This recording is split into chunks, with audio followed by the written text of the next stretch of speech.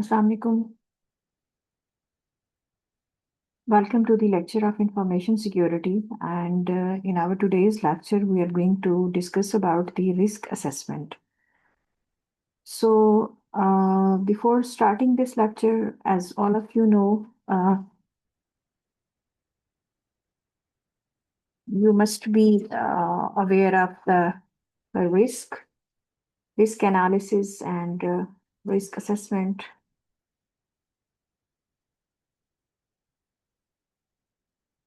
So, risk assessment is the basically whenever you develop any type of software product or any type of system, चाहे वो जिस भी तरह का हो, इंफॉर्मेशन सिक्योरिटी से रिलेटेड हो, कोई वेब का सिस्टम हो या कोई एंड्रॉयड एप्लीकेशन है या किसी भी तरह का कोई भी प्रोडक्ट होता है सॉफ्टवेयर का। तो जो सबसे इम्पोर्टेंट चीज़ है, आप लोगों ने सॉफ्टवेयर इंजीनियरिंग में भी इस पे एक मॉड्यूल पढ़ा होगा। जो सबसे इम्पोर्टेंट पैरामीटर होता है वो ये होता है कि आपने रिस्क को किस तरह से एनालाइज करना है, और रिस्क असेस करने के बाद आपने उस रिस्क को अवॉइड कैसे करना है। So this is the comprehensive guide to identify, analyze and manage the cyber security risk across your organization. So what type of the risk are basically managed in the information security and all that. So let's start it. So what is the risk? We will discuss about the risk process, framework, core risk component, and treatments, best practices, and key takeaways. So, what is the risk assessment? Risk assessment is the systematic process of identifying that how we can identify the risk, analyze, and evaluating the risk to an organization information assets. अब risk जो भी है, जब भी हम किसी भी risk factor की बात करते हैं, बेसिकली ये एक ऐसा पैरामीटर है या एक ऐसा फैक्टर है जो कि आपकी सिस्टम के सॉफ्टवेयर और हार्डवेयर एसेट्स पे बात करता है कि जब आपका सिस्टम के सॉफ्टवेयर और हार्डवेयर एसेट्स होते हैं कि उनको क्या रिस्क हो सकता है, उनको क्या प्रॉब्लम्स फेस करने पड़ सकते हैं।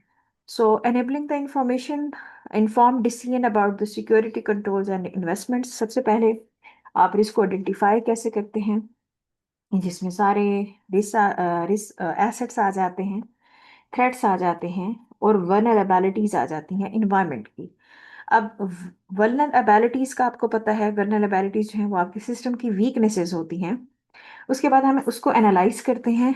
एनालाइज करने का मतलब होता है कि आपने कौन से उसके जो लाइक्लीहुड्स हैं, ठीक है, लाइक्लीहुड्स में सारी चीज़ें आ जाती हैं, जैसे कि उसके एसेट्स, उसके थ्रेट्स और उसके वल्नरेबिलिटीज। और फिर सबसे इंपॉर्टेंट चीज़, उसका इम्पैक्ट क्या पड़ता है रिस्क को मटेरियलाइज करने के लिए। फिर जब आप एनालाइज कर लेते हैं रिस्क को, तो आप अगले स्टेप पे मूव करते हैं, और अगला स्टेप है इवेलुएट करना। इवेलुएट करने का मतलब ये होता है कि आप अपने रिस्क को कैसे प्रायोरिटाइज कर रहे हैं और किस तरह से डिसाइड कर रहे हैं कि आप उसको सही तरीके से कंट्रोल कर सकें। ठीक है, देन हमारे पास है कोर रिस्क कॉन्सेप्ट्स, जिसमें पहली चीज, सबसे इंपॉर्टेंट चीज आती है asset. Asset is the anything of value requiring the protection, जैसा कि डेटा हो सकता है, सिस्टम, पीपल, आईपी, इंफ्रास्ट्रक्चर, ये आपके एसेट्स में आता है। फिर हम लाइक्लीहुड की बात करते हैं। Likelihood is the probability that a threat exploit a vulnerability. Then we talk about the threat. Threat is the any potential event that could harm an asset. Threat का मतलब है कि कोई भी, हमने थ्रेट्स की डिफरेंट टाइप्स पहले भी डिस्कस की हैं। What can be the major causes of the threats, and जैसे कि हैकर्स होते हैं, मालवेयर है, इनसाइडर्स हैं, और सबसे इम्पोर्टेंट थ्रेट में नेचुरल डिजास्टर्स भी आते हैं, like flood, earthquake, any electricity shark और एनी प्रॉब्लम, इस वजह से भी आपका थ्रेट अकर हो सकता है। सो थ्रेट सिर्फ ये नहीं है कोई कोई भी इंटेंशनली सिस्टम पे अटैक करता है, बल्कि कोई भी अनइंटेंशनली चीजें भी थ्रेट का पार्ट हो सकती हैं। Vulnerability है कि which is the weakness that a threat can exploit. This is the unpatched software. Weak password, poor configuration, ये भी आपकी वल्नरेबिलिटीज में आता है, which are actually the weaknesses of your system.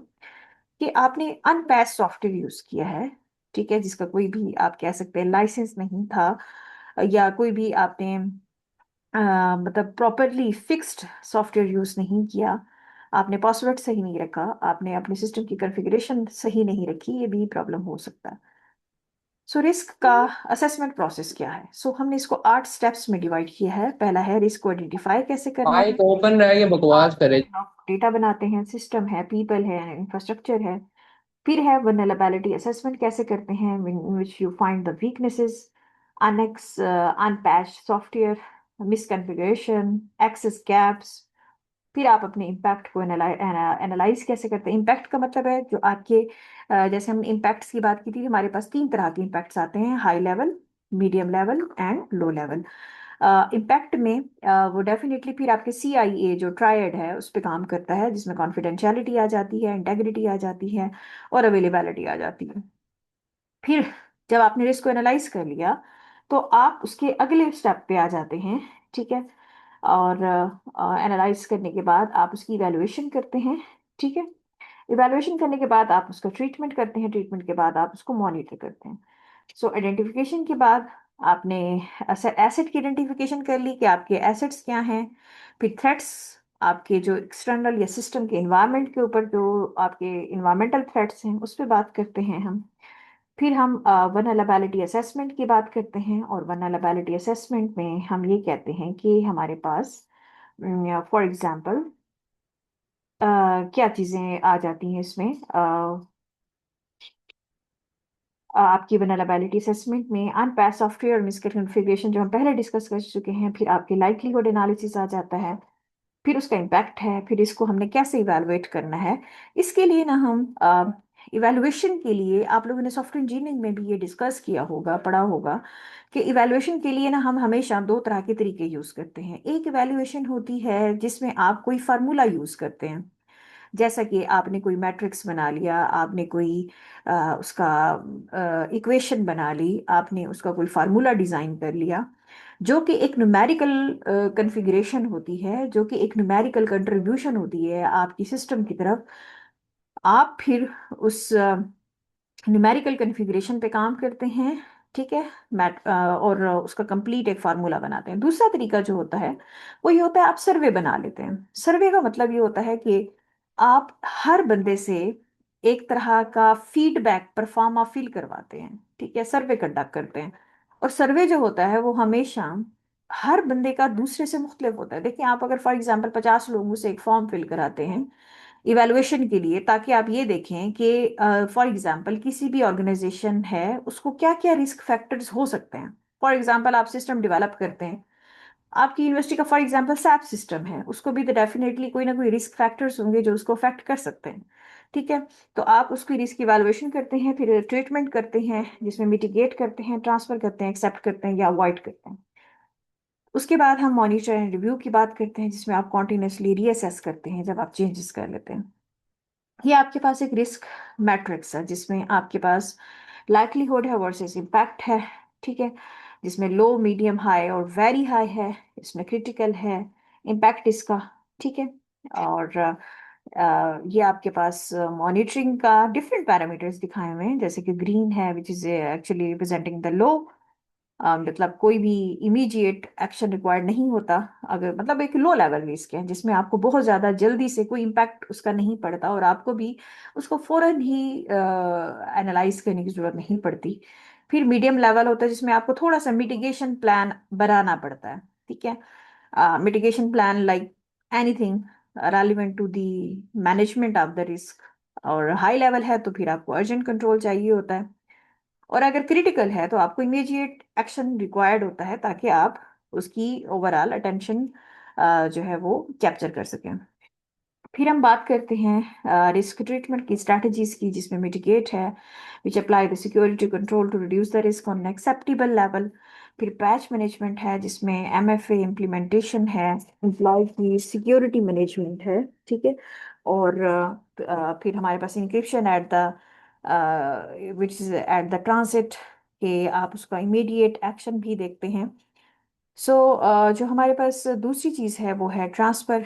ठीक है, ट्रांसफ़र का मतलब है कि आप उसमें साइबर लाइबिलिटी इंश्योरेंस, ट्रांसफ़र का मतलब ये होता है, फॉर एग्जांपल आपकी जो पूरी ऑर्गेनाइजेशन है, आपकी पूरी कंपनी है, आप उसको ना इंश्योर करवा लेते हैं। ठीक है, इंश्योरेंस जैसे होती है, इंश्योरेंस का मतलब है कि वो आपकी ओवरऑल लायबिलिटी, आपकी सारी लायबिलिटीज जो हैं वो पेड हो जाती हैं। फॉर एग्जांपल कोई भी आपको प्रॉब्लम होता है, कोई भी रिस्क आप पे इम्प्लीमेंट हो जाता है, तो आप उस रिस्क को बेस बनाते हुए सिंपली क्या कर सकते हैं, आप इंश्योरेंस के थ्रू अपने सिस्टम को रिकवर करा सकते हैं।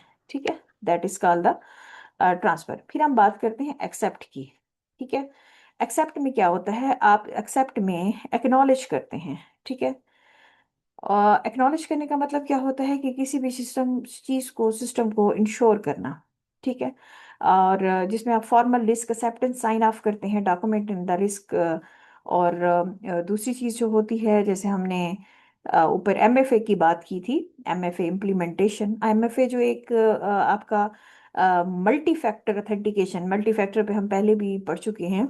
Multi factor authentication security mitigation है। ठीक है, सो मिटिगेशंस में हम बेसिकली ये कहते हैं कि आप कौन कौन सी पॉलिसीज अडॉप्ट कर रहे हैं, क्या आप सिक्योरिटी ट्रेनिंग करवा रहे हैं, आप उसमें क्या क्या ट्रांजैक्ट्स यूज कर रहे हैं। ठीक है, so something something which leads to the betterment of the treatment of the risk. फिर आप एक्सेप्ट के बाद अवॉइड करते हैं। अवॉइड का मतलब है कि आपने रिस्क को किस तरह से अवॉइड करना है, जिसमें आप एलिमिनेट करते हैं risk by stopping the activity. जिसकी वजह से रिस्क हुआ है आप उसको सिंपली एलिमिनेट कर दें, डिसकंटिन्यू कर दें, शट डाउन कर दें, एग्जिट कर दें, रिमूव कर दें अननेसेसरी डेटा को। ठीक है, फिर हमारे पास आ जाती हैं क्वांटिटेटिव एनालिसिस, जिसमें डिस्क्रिप्टिव स्किल्स हैं, जैसे कि लो, मीडियम, हाई है, स्पीड है, faster to conduct, data needed है, एक्सपर्ट जजमेंट है, आउटपुट है, रिस्क हीट मैप्स हैं, प्रायोरिटी रैंकिंग्स हैं, सब्जेक्टिविटी है जिसमें higher prone to the bias है। उसके बाद इनिशियल असेसमेंट है जिसमें स्मॉल ऑर्गेनाइजेशन और लिमिटेड डेटा है। फिर हमारे पास क्वांटिटेटिव एनालिसिस आ जाते हैं, जिसमें न्यूमेरिकल वैल्यूज और फाइनेंशियल मॉडल हो सकता है। स्पीड की बात करें तो स्लोअर है। डेटा नीडेड मतलब इसमें किस तरह का डेटा आप जो है वो प्रोसेस कर सकते हैं। ठीक है, और एनालिसिस के लिए जैसे आप किसी भी तरह के डेटा को एनालिसिस करते हैं, अभी जैसे मैंने अभी बात की थी क्वांटिटेटिव और क्वालिटेटिव रिस्क एनालिसिस। और क्वांटिटेटिव का मतलब होता है कि आप उसमें कोई भी इस तरह की अप्रोच यूज करें, फार्मूलाज वगैरह। और क्वालिटेटिव का मतलब है जैसा कि आप सर्विस वगैरह कराते हैं, और ये बहुत छोटी ऑर्गेनाइजेशन के लिए अच्छा होता है जहाँ पे डेटा कम हो। लेकिन जो क्वांटिटेटिव एनालिसिस है, ये हिस्टोरिकल इन एंशियंट डाटा है और एक्वेटोरियल टेबल्स हैं। ठीक है, जिसमें आउटपुट आपको इस तरह के फॉर्मेट में सेव करनी होती है, जैसे कि ग्राफ्स हैं, टेबल्स हैं। सब्जेक्टिविटी जिसकी ज़्यादा जो है वो लोअर है।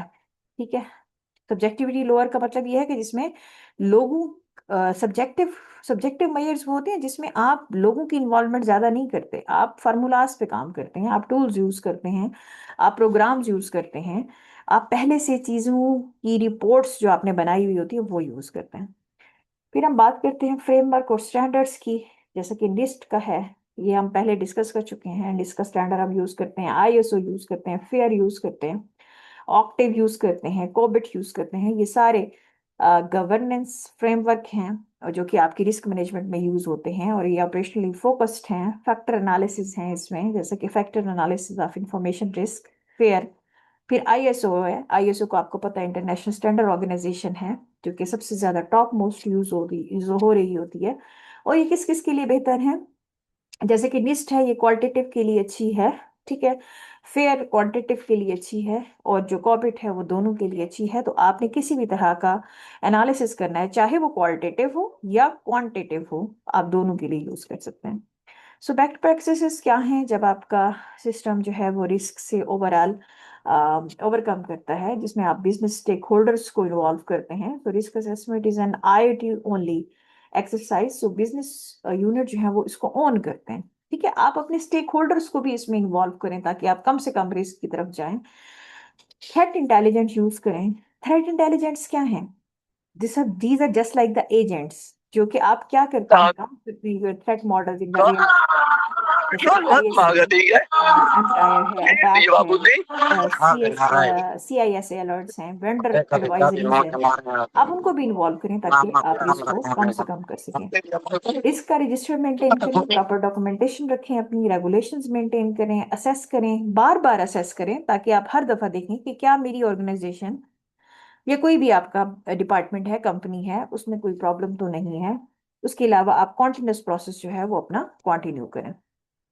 ठीक है, ये रिस्क रजिस्टर्स हैं, इसमें आप क्या क्या चीजें यूज करते हैं, लाइकलीहुड, स्कोर्स, ओनर, डिस्क्रिप्शन, ठीक है, ये सारी चीजें आ जाती हैं।